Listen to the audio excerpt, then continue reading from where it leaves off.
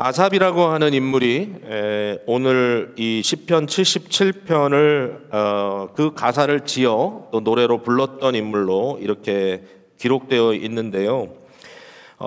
아삽은 이스라엘의 민족의 시인 또 음악인이었고, 그리고 성전을 중심으로 벌어지는 예배의 인도자로 굉장히 중요한 활약을 했던 그런 인물로 기록되어 있습니다. 아삽이라고 하는 분을 우리가 일반적으로 성경의 저자 중에 한 분이다, 이제 이렇게 생각을 좀 안 하고는 있는데, 그렇지만 엄밀히 따졌을 때 마치 다윗이 성경의 많은 부분들, 특별히 시편을 기록해 주었던 것처럼 아삽도 성령의 영감으로 성경의 일부를 기록한 구약의 선지자 중에 한 분이다, 우리가 이렇게 결론을 내릴 수 있을 것 같습니다. 시편 77편의 아삽의 모습은 굉장히 정말 마음이 답답하고 다급하다라는 생각이 들어요. 굉장히 힘들고 어려운 시간을 맞이하고 있고요. 이것을 나의 환난 날이라고 이렇게 표현하고 있습니다, 2절에. 그리고 밤이라고 하는 이 시제를 쓰고 있는데, 이건 단순히 낮과 구별되는 밤이 아니라 그가 현재 겪고 있는 이 상황이 밤과 같이 어두운, 인생의 어두운 밤이, 이 어두운 시간이다라고 이렇게 말하고 있는 것 같고요. 이럴 때에 그가 이 노래를 통해서 하나님께 부르짖고 여호와께 정말 기도할 때 하나님이 내 기도에 귀를 기울여 주실 거라라고 하는 이제 소망을 가지고 이 말들을 지금 써 내려가고 또 노래하고 있는 겁니다. 아삽의 마음 상태는 굉장히 불안합니다. 3절에 보니까 내가 하나님을 기억하고 불안하여 근심하니 내 심령이 상하도다. 지금 하나님에 대한 기억을 하고 있음에도 불구하고 그는 불안하고 그는 근심하고 또 마음이 이제 상하는 이제 그런 상태에 있다라고 얘기하고, 4절에 보니까 주께서 내게 눈을 붙이지 못하게 하시니 이렇게 얘기를 했어요. 그러니까 밤이 돼도 잠을 잘 수 없는 일종의 불면증에 빠져서 밤에 잠이 안 오면 얼마나 괴롭습니까? 머릿속에 이 불안한 생각들로 계속 가득 차서 참 쉴 수 없는 이제 이러한 단계에 있다라고 하는 이야기를 합니다. 요즘에 참 힘든 일이 많죠. 이렇게 주위에 저도 참 어젯밤에 잠을 잘 못 잤습니다. 뭐 잠을 못 잔 이유가 몇 가지 있겠습니다만은, 심지어는 보통 때는 쓰지 않는 좀 그 앰비언을 반 잘라서 먹으면서까지 좀 잠을 청했는데, 오늘 사역을 위해서. 근데 참 잠이 안 들더라고요, 어젯밤에. 뭐 왜 그랬을까 돌이켜 보니까 사실은 이제 잠들기 전 시간에 받았던 전화에 그 다급한 좀 상황이 있어서 우리 교우 한 분이 갑자기 형님께서 심장마비로 소천하셔서 긴 여정을 한 차로 한 거의 6-7시간 되는 거리를 막 떠났다고 하는 이야기를 들으면서 그 도착 시간이 너무 늦을 텐데 한 새벽 한 3시, 4시나 돼야 도착하겠다, 이런 좀 안타까운 마음, 또 그런 나눈 이야기 속에 있었던 아들을 먼저 보내신 부모의 마음, 아직 그 말씀도 드리지 못했다고 하는 그 이야기들을 들으면서 참 힘들었던 것, 또 일주일 내내 우크라이나 침공 사건을 관심 있게 보면서 솔직히 제가 뭐 역사의 모든 순간들을 되돌려서 뭐가 어디서 잘못됐는가 뭐 이런 걸 판단해 볼 수 있는 능력이 제게는 없어요. 제가 마치 뭐 다 이해하기 때문에 이런 일로 누가 잘못이다 이렇게 얘기할 수 없지만, 그냥 단순히 우크라이나의 시민 중에 한 사람이다라고 제 스스로 한번 생각을 했을 때 그 마음이 어떨까, 어떤 느낌일까 조금 느껴지는 바, 독립국가로서 자결권을 상실하고 강대국 간의 이 갈등 구조 속에서 이리저리 떠밀리면서 그러다가 이 전면전을 통해서 가족들과 생이별하고 죽음 앞에 맞다서는 이 순간에 그 마음이 어떨까. 뭐 특별히 우리 한국 분들, 우리 대한민국의 19세기 말 20세기 뭐 이런 역사들, 또 오늘까지 이 국가가 분단되고 냉전 속에서 여전히 좀 강대국 사이에서 갈등하고 있는 우리의 모습들과 이 경험들과 이렇게 대비되면서 이렇게 연결되면서 되게 좀 답답한 느낌을 금할 수가 없어요. 그래서 계속 그 뉴스를 틀어놓고 보고 있는데 참 어둡다. 이 상황이 어떻게 극복될 수 있을까? 과연 이 민족에게 어떤 소망이 있을까? 이런 이제 생각들이 들더라고요. 아삽이 이런 노래를 부르는 거는 이제 자기 개인의 노래뿐만 아니라 자기의 이 국군, 자기가 지금 속해 있는 이스라엘이 겪고 있는 상황에 대한 이야기도 반영이 된다고 생각해요. 이스라엘 민족들에게는 굉장히 슬픈 기억들이 많고요. 그 역사 속에 참 뒤틀린 역사가 많아서, 물론 참 이스라엘 민족들처럼 하나님의 이 선지자들 앞에서 이것이 자기들의 문제다라고 인정할 수 있는 사람들, 민족들이 얼마나 될지 모르겠지만 어쨌든 이런 상황 속에서 선지자 중에 하나로서 이 아프고 힘든 환난의 시간이, 어두움의 시간을 겪고 있는 이때에 그가 부르는 노래, 이 노래, 이 상황을 어떻게 겪어나가야 될 것인가, 이 문제를 어떻게 헤쳐나가야 될 것인가라는 고민에 빠지지 않겠어요? 여러분은 어떤 지금 시간을 보내고 계신지 모르겠습니다. 네, 팬데믹이 오랬고 이제 마지막 오미크론 설지가 올 때만 해도 이제 정말 지쳤어요, 몸과 마음이. 그리고 또 이렇게 해야 돼? 네, 다시 좀 회복되던 손님들이 안 오기 시작하고 아마 여러 가지로, 물론 다 형편이 다르시겠지만 내 평생에 이렇게 힘든 시간은 처음이다. 뭐 육신도 지치고 몸도 지치고 영혼도 지치고, 또 뭔지 몰라도 성도의 교통과 교제 나눔 시간도 원활하지 않을 때 영적으로도 고갈되는 느낌이 없지 않을 거고, 그러니까 이러한 상황 속에서 참 힘들다라고 느끼고 있다면 여러분의 삶 속에 남들에게 다 쉐어할 수 없는 정말 깊은 비밀스러운 고통들이, 아픔들이 지금 있다면 과연 아삽은 어떻게 반응했을까? 나는 어떻게 반응해야 할까? 이런 고민들을 해보는 거죠. 한 가지 아삽이 이 시편 77편을 통해서 하는 것 좀 너무 당연하다고 생각은 안 되고요. 이것도 굉장히 특별하다라고 느껴진 게 뭐냐면은 바로 기억을 했다라는 겁니다. 기억. 지나간 세월을 생각한다. 이게 5절에 있는 거거든요. 이렇게 힘들고 어려운 환난의 날에 내가 옛날 곧 지나간 세월을 생각한다라는 거예요. 그러니까 시편 77편에 가장 많이 등장하는 단어가 기억입니다. 기억. 기억하다, 기억한다, 기억했다. 이 메모리죠, 메모리. 그러니까 인생의 어두운 밤을 경험하고 있는 이때에 아삽이 한 것은 뭐냐면 기억이었어요. 기억. 그래서 제가 오늘 이 메시지의 제일 중요한 포인트는 우리들에게 기억의 구원이 필요하다. 이 구원이라는 것을 우리가 여러 방면에서 경험하지만 특별히 우리의 기억의 구원이 필요하다라는 말씀을 여러분께 드리려고 해요. 여러분, 기억이 어떤 기억이 있느냐에 따라서 그 기억을 통해서 오늘날 나의 생각과 나의 행동이 결정된다라는 그런 생각을 해보셨나요? 내 속에 있는, 깔려 있는 생각, 나의 기억, 축적돼 있었던 나의 삶의 경험들에 대한 기억들이 오늘날 내가 이 주어진 상황에 어떤 반응을 할 것인가에 대한 상당한 영향을 미치고 있다라는 거예요. 자, 오늘 이 아삽의 모습을 보면요, 6절 이후에 굉장히 참 놀라운 얘기를 합니다. 밤에 부른 노래를 기억했다는 거예요. 그러니까 우선 아삽이 기억해낸 것, 아삽이 이 힘들고 어려운 순간에 자기가 정말 막막하고 하나님께 부르짖기는 하지만 뭔가 마음에 시원함이 없는, 정말 고통스러운 이 순간에 그가 기억한 것은 밤에 불렀던 노래입니다. 밤에. 그러니까 과거에 어떤 정말 힘들고 어려웠던 시절에 본인이 불렀던 노래인데, 그 노래의 내용이 뭔지 한번 보세요. 7절부터 9절에 나와 있습니다. 주께서 영원히 버리실까? 다시는 은혜를 베풀지 아니하실까? 그의 인자하심은 영원히 끝났는가? 그의 약속하심도 영구히 패하였는가? 하나님이 그의 베푸실 은혜를 잊으셨는가? 노하심으로 그가 베푸실 긍휼을 그치셨는가? 얼마나 절망적인 노래입니까? 이제는 내게 소망이 없나? 하나님이 이제 나를 완전히 버리셨나? 하나님이 이제 더 이상 나에 대해서 케어하지 않으시나? 이제는 내가 모든 걸 다 상실하고 심지어는 나의 구원마저도 상실하는 것 아닌가? 여기서 끝장인가? 막다른 골목인가? 이제는 돌이킬 수 없는 것인가? 하나님도 더 이상 나를 돕지 않으실 것인가? 이러한 생각으로 가득 차 있었다는 거예요. 여러분 어떻게 생각하세요?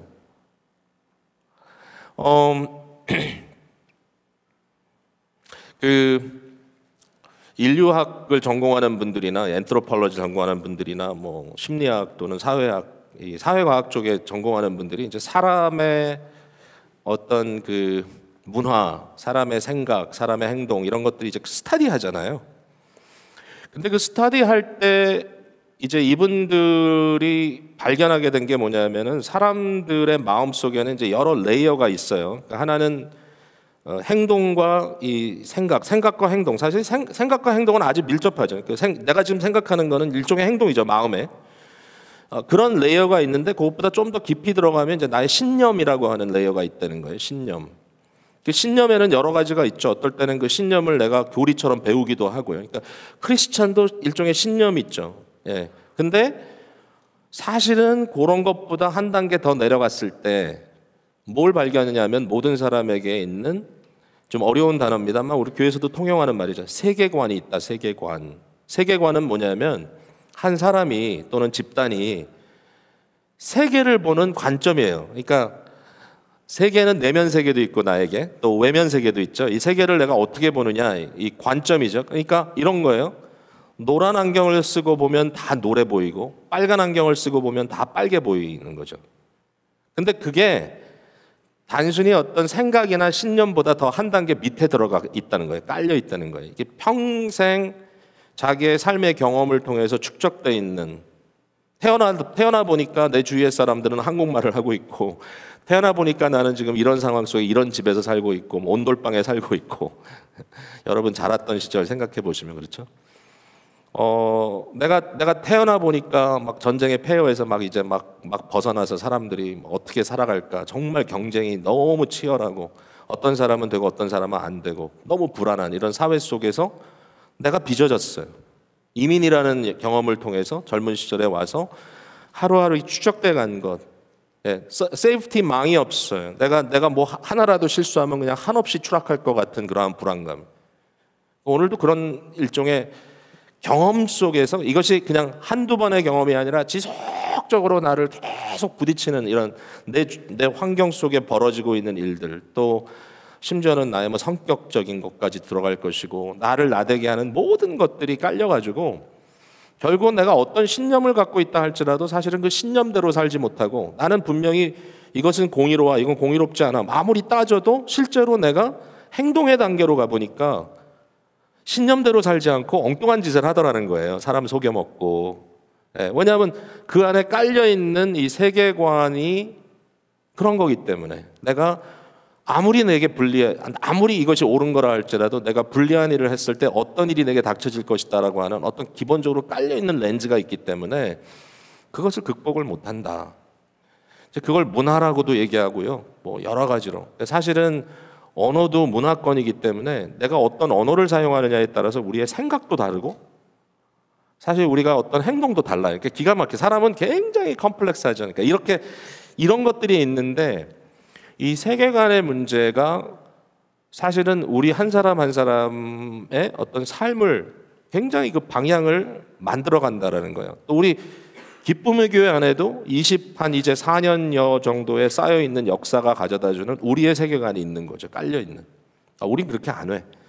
이게 단순히 어디 써 있는 글에 써 있는 거라서 뭐 읽고 뭐 학습하고 해서 되는 게 아니라 오랜 경험을 통해서 우리에게 익숙해져 버린 관점들이 있는 거죠. 사실 그게 장점일 수도 있고 단점일 수도 있는데 여러분 한번 생각해 보세요. 내가 어렸을 때부터 성장을 했는데 내 마음속에 어떤 기억들이 쌓여져 있냐면 부모에게 학대받은 기억이 쌓여져 있어요. 그리고 버림받은 기억이 쌓여져 있어요. 마음속에.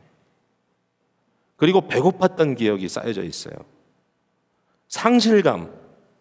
뭐 여러 가지가 있어요. 그러니까 삶의 경험이 뭐 아무리 그걸로 인하여 우리의 어떤 삶의 어떤 결론을 진다는 것은 너무 서글픈 일임에도 불구하고 그러한 것들이 우리에게 어떤 영향을 미친다는 것을 누가 부인하겠어요? 여러분, 여기서 아삽이 말하는 것처럼 이와 같은 개인 또는 민족적으로 완전한 절망을 경험했던 일. 네. 여러분, 한국민들의 어떤 의식을 바꾸는 게 뭡니까? 전쟁을 경험한 세대와 경험하지 않은 세대 철저하게 다르단 말이에요. 네? 뭐 소위 말하는 군사 독재를 경험한 세대와 경험하지 않은 세대. 확실히 다른, 그러니까 그들이 가지고 있는 깔려 있는 이런 안목이 너무 다르기 때문에 현재 벌어지는 일들에 대한 판단과 생각이 달라. 어떻게 너 왜 그렇게 생각하니라고 얘기할 수 없을 만큼 자신의 한 일부가 되어져 버린 그러한 세계관의 관점 때문에 모든 게 달라 보인다. 아삽의 경우에 이 관점이 있는 거예요. 주께서 영원히 나를 버리실까? 다시는 은혜를 베풀지 않으실까? 그의 인자하심은 영원히 끝났는가? 뭐 상담을 하다 보니까 어떤 분이 너무 무기력증에 빠져가지고 아무것도 안 하는 거예요. 그럴 이유가 없는데. 전 잘 모르겠어요, 솔직히. 그걸 하나님께서 뭐 바꿔주셔야지, 성령께서 역사하여 바꿔주셔야지 되지, 뭐 어떻게 그걸 치유하겠어요. 근데 한 가지 깨닫게 된 게, 저 사람은 너무 오랜 시간 동안 실망에 실망을 거듭하고 살았다. 내가 노력해도 나는 못한다. 요리도 안 해. 왜? 요리해도 나는 항상 잘했다는 칭찬을 받은 적이 없어. 공부를 해도 안 되고, 일을 해도 안 되고, 아무것도 해도 안 되고, 거기다가 내 삶에 일어나는 일들을 보니까 참 나는 너무 불행해. 그 마음이 쫙 깔려 있을 때 아무것도 하지 않는 무기력증에 빠지는 모습을 본다는 거예요. 근데 여러분의 자녀는 지금 어떻게 성장하나요? 이런 질문을 좀 드리고 싶어요. 여러분의 자녀는, 만약에 여러분의 자녀들이 소위 말하는 이제 성공 신화에 의해서 지금 뭐 아마 여러분들이 지각이 뛰어나셔서 이렇게 안 하실 것 같은데, 너 지금 공부 못해? 너 어디 대학 못 가? 뭐 계속 어렸을 때부터 자기의 어떤 정말 너무 수고하고 애씀의 결과를 통해서 성취하지 못하면 나는 실패자다. 결국 이건 이제 율법주의적인 패러다임 아닙니까? 나의 노력과 나의 힘으로 이것을 이루지 못하면 나는 실패자다. 결국은요, 그렇게 푸시해서 최고의 명문대학을 가요. 근데 명문대학에 가면 세계에서 똑똑한 애들만 다 모여 있어요.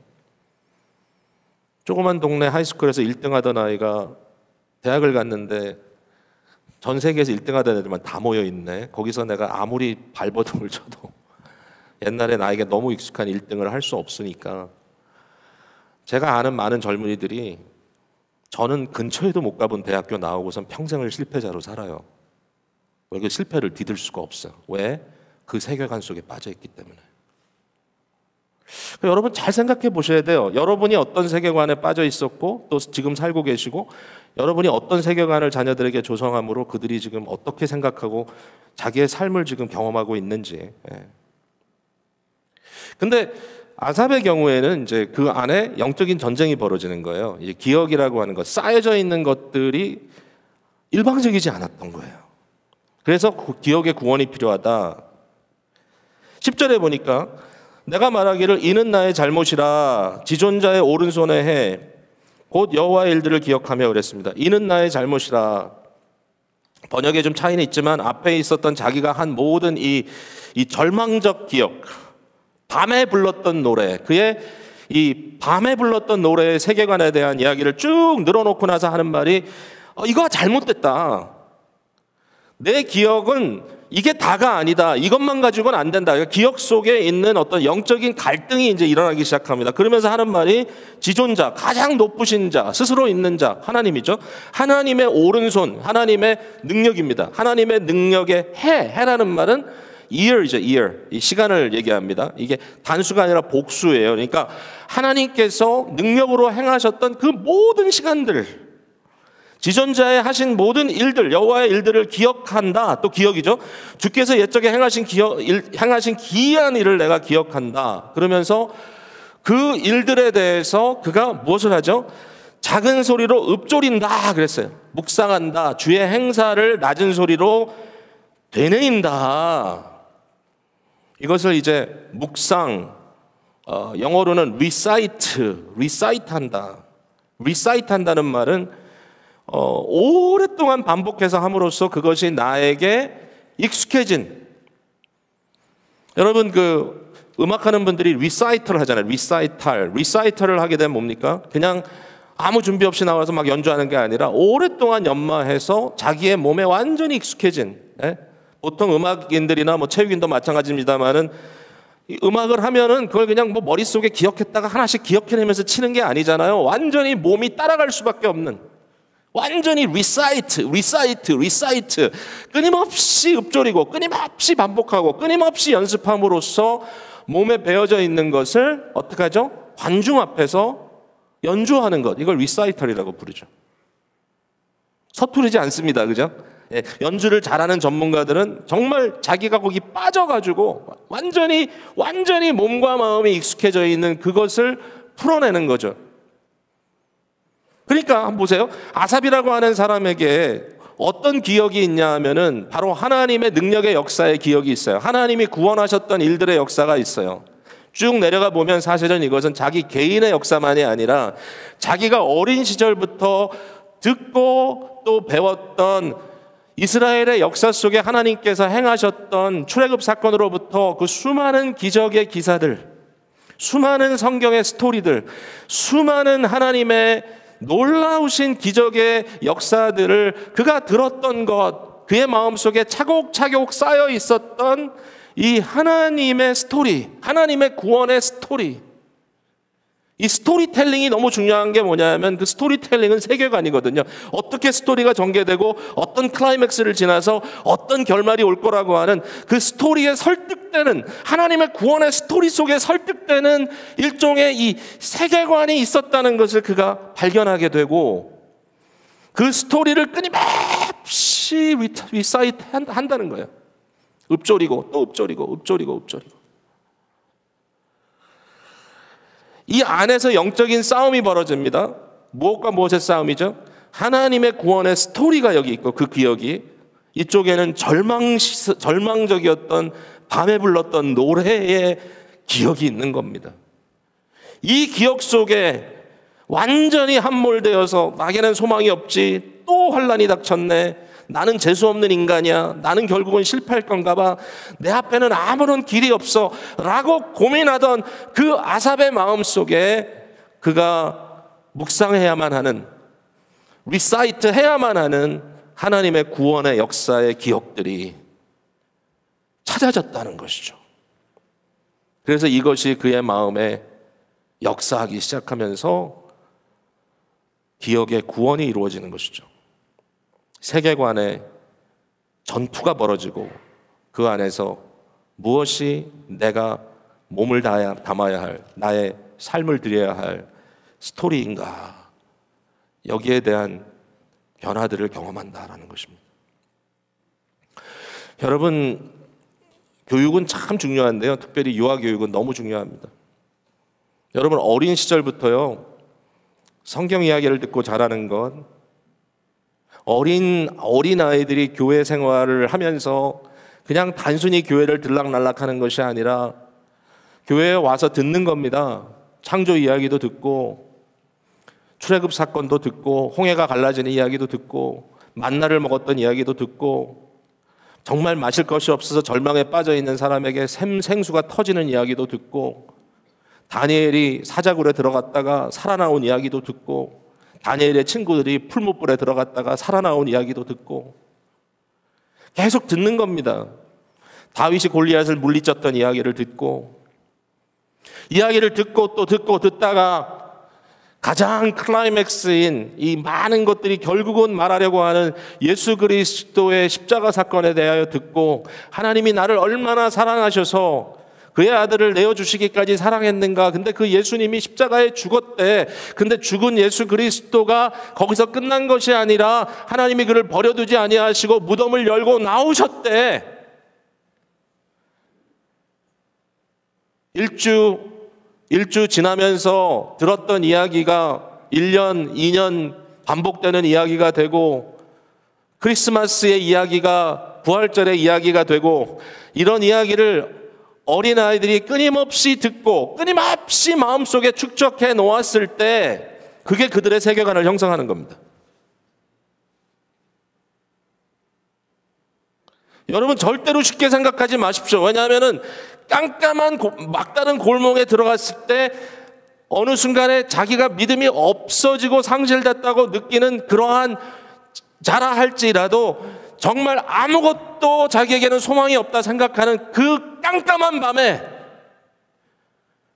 그의 마음을 그 어두운 곳에서 건져낼 수 있는 것이 뭐냐? 바로 성경의 스토리의 기억입니다.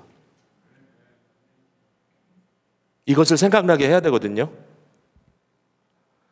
그들의 마음속에 인생의 여러 가지 경험이 닥친다 할지라도 결국은 하나님께서 나를 사랑하심으로 나를 승리케 하실 거라고 하는 이 소망.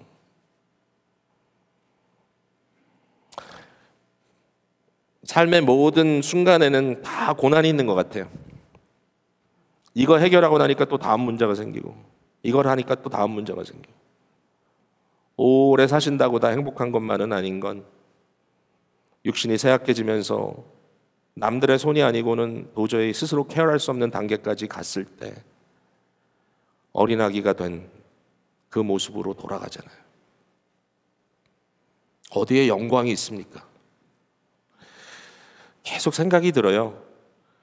하나님의 약속의 영광, 하나님 나라의 천국의 스토리, 천국의 영광스러운 그 영광이 나의 마음속에 스토리로 쌓여서 그것을 계속 리사이트하면서 나의 가장 위대한 관중 되신 하나님 앞에 또 나의 삶에 있는 모든 사람들 앞에서 그것을 리사이트하면서 천국의 영광이 내 마음에 그 무엇보다 가득 채워져야 인생의 고난을 이길 수 있는 힘이 생기는 거죠. 세상을 떠나는 마지막 그 순간에도 아주 그냥 비참하게 시들어지는 것이 아니라 얼굴이 환해지고 하늘 가는 밝은 길이 내 앞에 있으니 노래 부르면서 갈 수 있는 것이 하루아침에 벌어지는 일은 아니죠. 그 마음에 깊은 영적인 리사이틀이 계속해서 쌓여져야 한다는 것입니다.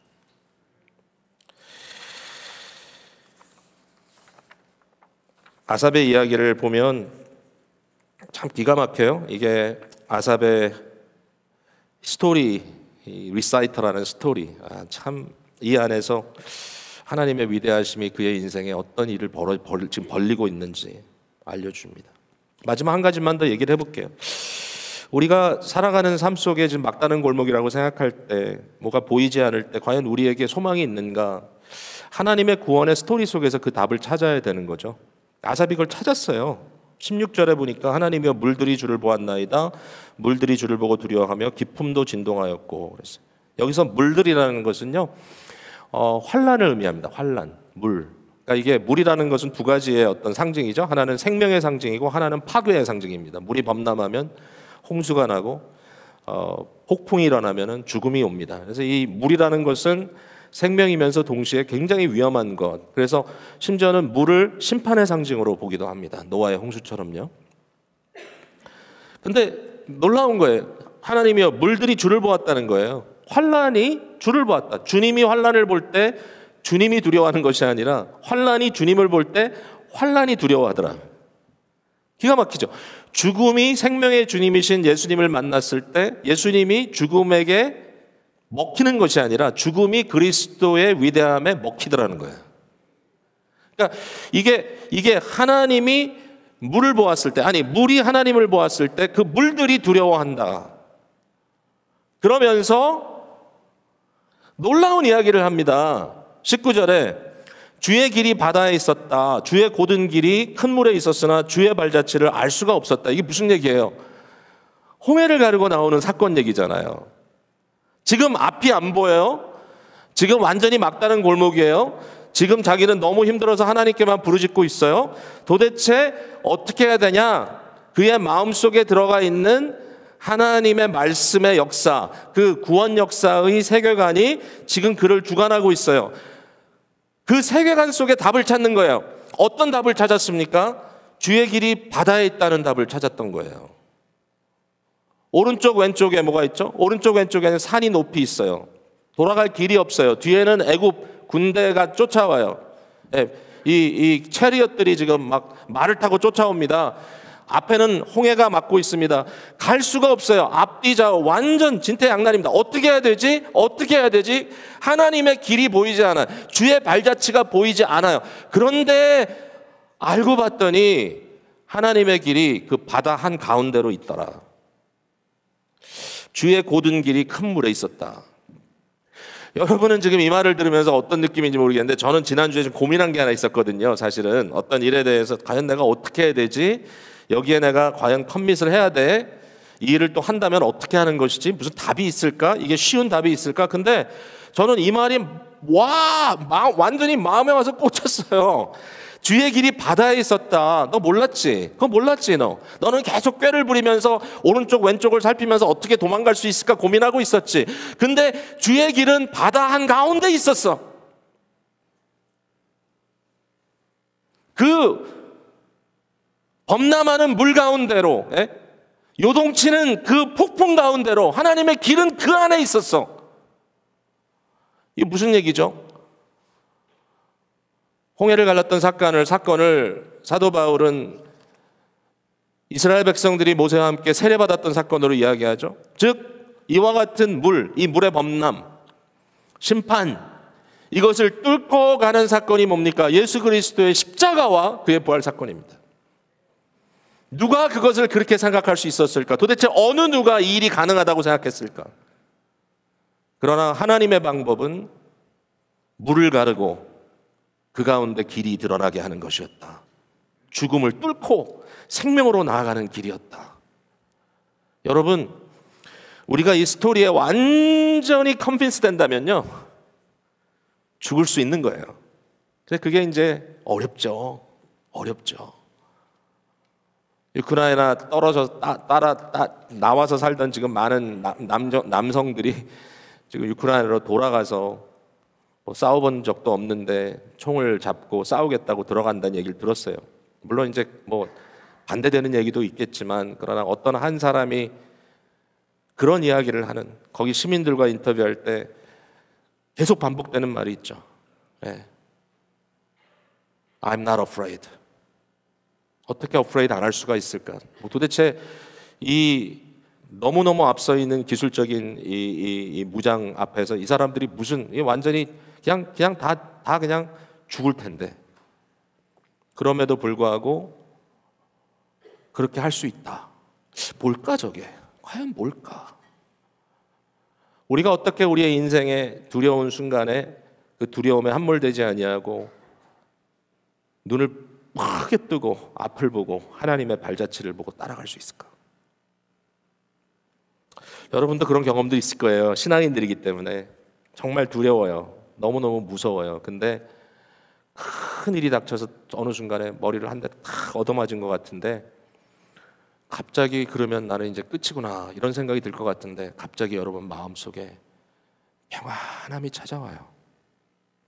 생각을 해봐야 되겠다. 어떻게 해야 되지? 아무나 하는 거 아닌 것 같아요. 그게. 여러분에게 주시는 복음의 능력입니다. 그렇게 역사하실 줄로 믿습니다. 여러분, 우리 주님께서 우리에게 부탁하십니다. 누구든지 나를 따라오려거든 자기 자신을 부인하고 자기 십자가를 지고 나를 따르라. 이게 죽음의 길, 끝나는 길이 아니라 수고하고 무거운 짐진 자들아, 다 내게로 오라. 내 멍에를 메고 내 십자가를 함께 지고 나와 함께 가자. 그러면 내 짐은 쉽고 가볍다. 왜? 내가 가고 있기 때문에. 내가 함께 하고 있기 때문에. 우리의 인생에 당장은 눈앞에 답이 보이지 않나 할지라도, 아직은 물이 차 있다 할지라도, 저는 믿습니다. 하나님의 신원은 반드시 나타난다. 이 세상에 공의로움이 회복되고 무고한 사람들의 아픔과 고통, 그 눈물을 닦아주실 날이 올 거다. 하나님의 공의는 반드시 이루어진다. 그래서 믿고 가자. 비굴해지지 말자. 비겁해지지 말자. 쉬운 길이라고 타협하지 말자. 이렇게 하면 좀 돈 좀 빨리 벌 것 같다고 남들 속여먹지 말자. 주님의 스토리에 내 자신을 맡기자. 그리고 갑시다.